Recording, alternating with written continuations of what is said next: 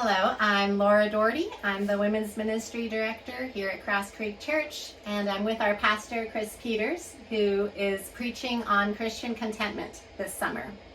And Chris, you're using this book by Jeremiah Burroughs, Yes. who lived like 400 years ago. Mm-hmm. And I'm wondering, why would we want to listen to what this guy has to say about contentment, since it seems like our lives today might have some different sorts of dynamics. Yeah. Especially as we talk about contentment. Sure. That's a great question. And we're going to follow, some various biblical passages week in and week out with the theme of contentment. But certainly I've shared already with the congregation, we're using this book, Rare Jewel of Christian Contentment, and actually encouraging the church to read through it chapter by chapter, week by week, if they want to with us.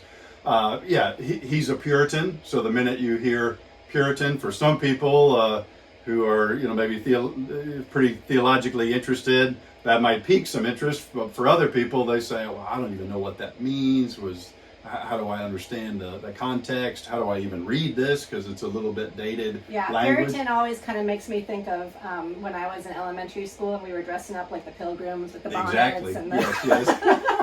Well, as I've told our congregation before, one thing to remember is our stereotype of Puritans and pilgrims. Pilgrims were Puritans, is that they were kind of gloomy. But in fact, the criticism that their neighbors had for them at the time that they lived was that they were too giddy. They were too happy in the Lord. And so our picture, because of maybe what they wear and maybe how their portraits were painted or something, is a little bit dour. But they were actually people that had great joy in the Lord, even as they walked through maybe some challenges and suffering in life. But I think one of the reasons to listen to this is because we do need, in our lives, because of the pace of our lives today, we need to slow down, and we have a zillion different sources for information and content, but it's not always very deep. It doesn't always challenge us and call us necessarily to what he calls the school of Christ. Learning contentment is the invitation here to grow in this, like decide in our life, I want to wake up each day and be a more contented person. And the other thing about something from the past, C.S. Lewis put it this way in one of his little articles about reading ancient authors, reading older authors, was that, all of us are actually trapped in our contemporary situation in terms of having blinders on.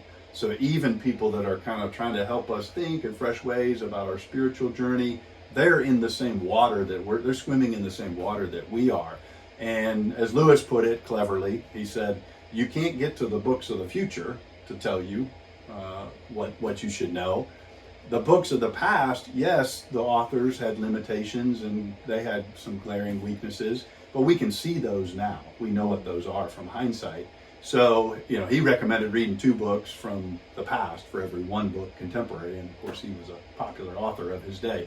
So I think about it that way with any of these works from the Puritans, and especially this one has been reprinted numerous. They reprinted it just 2 years after the author's death. He died pretty young, in his late 40s, and then reprinted it the number of centuries since, and that's and even the edition that we're using is one that someone just as developed in the last couple of years, I think. So I think folks will actually be blessed greatly by hearing from the Puritans. I think they give us a analytical ability to look at a subject like contentment, but applies actually really well to life today. So. All right. Well, sounds good. I look forward to hearing how you contextualize his thoughts and ideas for us. Yeah, we'll give it our best shot. All right.